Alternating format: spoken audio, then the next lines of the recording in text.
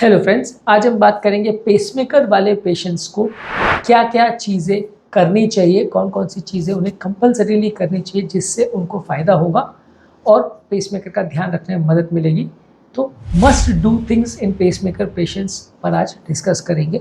Topic पर जाने से पहले जो लोग हमारे चैनल पर नए हैं उन्हें रिक्वेस्ट करूँगा कि चैनल को सब्सक्राइब करें, वीडियोज़ को लाइक और शेयर करें। सबसे पहले ज़रूरी ये है कि पेसमेकर के तुरंत बाद जब आप सर्जरी हो जाती है तो घाव का विशेष ध्यान रखिए, उसे गीला मत करिए, उसमें कोई गंदे हाथ से टच मत करिए।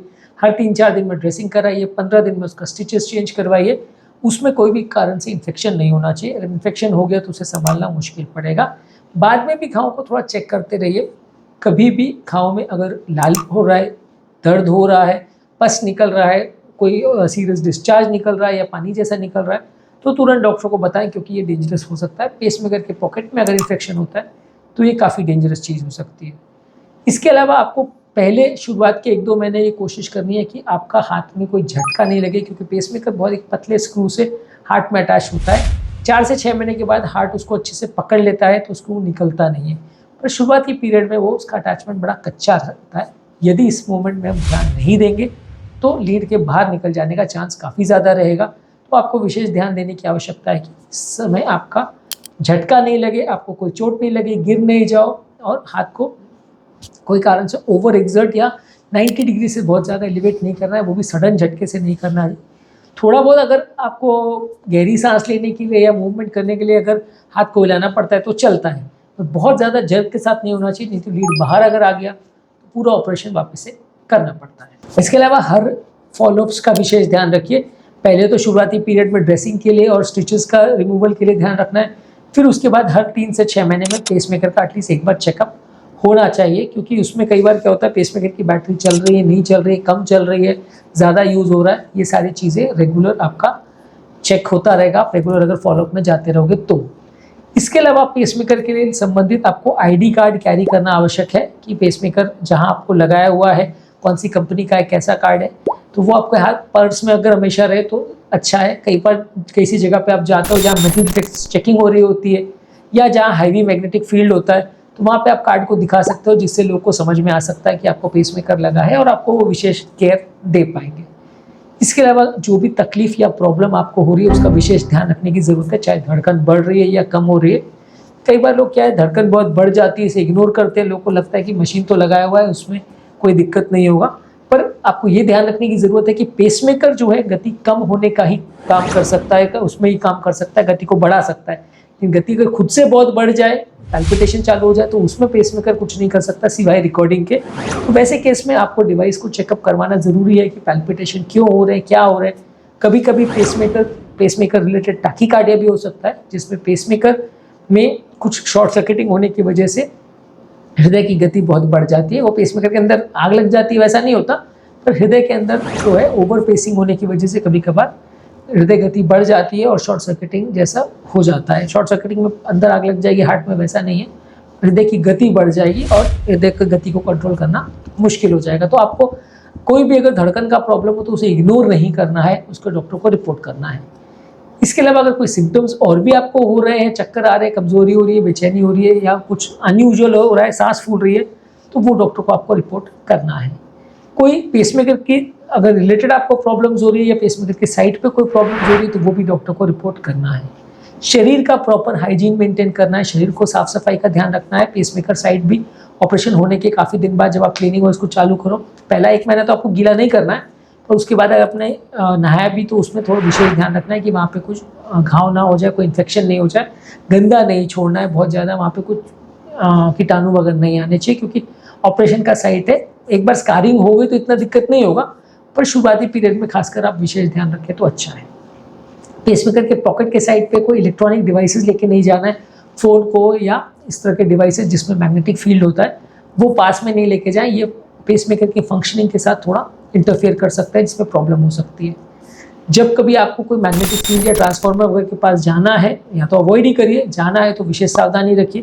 कोई MRI स्कैन भी अगर करना है तो उसके लिए अपने टेक्नीशियन को इन्फॉर्म करिए। MRI कंपैटिबल पेसमेकर है तो अलग चीज़ें प्रिकॉशन करनी पड़ती है, नॉन कंपैटिबल पेसमेकर है तो फिर MRI नहीं कर सकते, नहीं तो दिक्कत हो जाएगी। इसके अलावा आपको जो और इलेक्ट्रॉनिक डिवाइसेज या घर पर उपकरण बड़े यूज़ कर रहे हैं जिसमें अगर कोई शॉर्ट सर्किटिंग हो रही है या मिसफंक्शन मैल फंक्शन कर रहे हैं तो उसमें विशेष ध्यान रखने की आवश्यकता है। यदि किसी व्यक्ति को हार्ट फेलियर वगैरह है तो उसमें हार्ट फेलियर का रिहैबिलिटेशन करना है। और पेसमेकर रिलेटेड भी आपको सारी चीज़ों के बारे में जानकारी होनी चाहिए।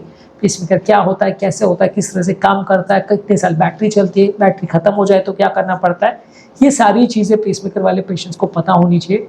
ये सारी चीज़ों में जब कभी गलतियाँ होती है तो फिर प्रॉब्लम्स होती है, तो ये सारी चीज़ों के बारे में विशेष जानकारी होना आवश्यक है। जब कभी भी आप ट्रैवल करें तो एयरपोर्ट पे आपका पेसमेकर का कार्ड हमेशा रखें। कहीं और भी बाहर जा रहे हो तो बाकी दवाइयाँ जो चल रही है उसको रेगुलर लेके जाएं। दवाइयाँ अगर आपको डॉक्टर ने प्रिस्क्राइब करी है तो उसको अपने आप बंद नहीं करना है, उसको रेगुलर फॉलोअप करते रहिए, डॉक्टर को रेगुलर दिखाते रहिए और दवाइयाँ अगर प्रिस्क्राइब है तो उसको रेगुलर से लेते रहिए, क्योंकि आप दवाइयाँ अगर बंद कर देते हैं तो उससे भी प्रॉब्लम्स हो सकती हैं। इसके अलावा अगर कोई डिवाइस रिलेटेड प्रॉब्लम्स हो रही है या जब डिवाइस चेकअप होता है उससे रिलेटेड कोई प्रॉब्लम आ रही है तो भी आपके डॉक्टर या कार्डियोलॉजिस्ट को दिखाने की आवश्यकता है। उसमें अगर टेक्नीशियन आपको बोलता है कि कोई विशेष प्रॉब्लम आ रही है तो डेफिनेटली आपके डॉक्टर साहब को दिखाइए और उनके साथ डिस्कस करिए, उसमें क्या करने की आवश्यकता है वो उनके साथ बात करिए। हाइड्रेशन प्रॉपर मेंटेन करिए, पानी ज़्यादा पीजिए। इसके अलावा आपको अगर कोई इमरजेंसी होती है तो उसका कॉन्टैक्ट नंबर्स आपके पास होना चाहिए। आपकी बीमारी से रिलेटेड एक हेल्थ कार्ड आपके पर्स में होना चाहिए ताकि अगर कोई इमरजेंसी हो तो किसको कॉन्टैक्ट करना है, ये सारी चीज़ें उसमें अवेलेबल हो। और इमरजेंसी के हिसाब से आप पूरी तरह से तैयार होने चाहिए कि कभी बेहोशी हो जाए, पेसमेकर सही काम नहीं कर रहा है या कुछ ऐसा प्रॉब्लम हो जाए तो क्या करने की आवश्यकता है, वो थोड़ा सा आपको प्रिपेयर्ड रहना चाहिए। इसके लिए आपको प्रॉपर एजुकेशन ज़रूरी है और पेसमेकर रिलेटेड जो इश्यूज हो सकते हैं उसके बारे में प्रॉपर एजुकेशन ज़रूरी है। इमरजेंसी में क्या करना है ये आपको और आपके रिलेटिव्स को भी अच्छे से पता होना चाहिए ताकि मैनेजमेंट किया जा सके। पेसमेकर अलग अलग तरह के पेशेंट्स को लगाया जाता है, किसी को रिदम का प्रॉब्लम होता है, किसी को हार्ट फेलियर का प्रॉब्लम होता है, अलग अलग तरह के डिवाइसेस होते हैं। हर डिवाइस की अपनी प्लसेस माइनस होती है, तो क्या इमरजेंसी हो सकती है वो आपको पता होना चाहिए और उसको डॉक्टर को टाइम पे दिखाना ज़रूरी है। अगर कोई प्रॉब्लम हो तो इमरजेंसी में मैनेज करना ज़रूरी है। इसके अलावा आपको हेल्दी लाइफस्टाइल मेंटेन करना है। अच्छा लाइफस्टाइल मेंटेन करेंगे तो अलग अलग तरह की बीमारियां नहीं होगी। हालांकि खाने पीने की चीज़ें और एक्सरसाइज वगैरह से पेसमेकर को बहुत फ़र्क कुछ नहीं पड़ेगा, लेकिन फिर भी आप हेल्दी लाइफस्टाइल रखेंगे तो अलग अलग तरह की बीमारी नहीं होगी। पेसमेकर से रिलेटेड जो भी इंफॉर्मेशन या डिटेल्स आपके पास है, कब लगा, किस टाइम पे लगा, कितने साल की बैटरी बाकी है, उसको एक फाइल में संभाल करके रखिए। उसके फोटोज़ भी क्लिक करके रखिए मोबाइल में, ताकि कहीं पे भी इमरजेंसी में आप कहीं जाए तो डॉक्टर को पता चल सके कौन सी कंपनी का पेसमेकर है। कई बार ये प्रॉब्लम हो जाती है कि आप कहीं पे भी जा रहे हो, पेसमेकर में प्रॉब्लम आ गई है और आपको पता ही नहीं कि कौन सी कंपनी का है, तो उस समय अगर मशीन का डिटेल्स हो तो कंपनी के टेक्नीशियन से उस एरिया के कॉन्टैक्ट किया जा सकता है। ये ज़्यादातर कंपनियों के जिनके पेसमेकर लगते हैं वो ऑल ओवर इंडिया वैलिड है, लेकिन इनका ये रहता है कि आपको प्लीज़ कंपनी का नाम पता होना चाहिए, क्योंकि एक कंपनी का जैसे मेट्रॉनिक का पेसमेकर है उसका बायोट्रॉनिक वाला कुछ नहीं कर सकता, बायोट्रॉनिक का पेसमेकर है तो उसका सेंट जूड वाला कुछ नहीं कर सकता। तो इसलिए आपको पता होना चाहिए कि आपको कौन सी कंपनी का पेसमेकर लगा है और कौन सा कॉन्फ़िगरेशन है वो पता होना चाहिए। सिर्फ कंपनी का नाम भी पता हो तो चलेगा, बाकी सब चीज़ें डॉक्टर पता कर लेंगे, पर लेकिन कंपनी का नाम एटलीस्ट पता हो तो सहूलियत होगी।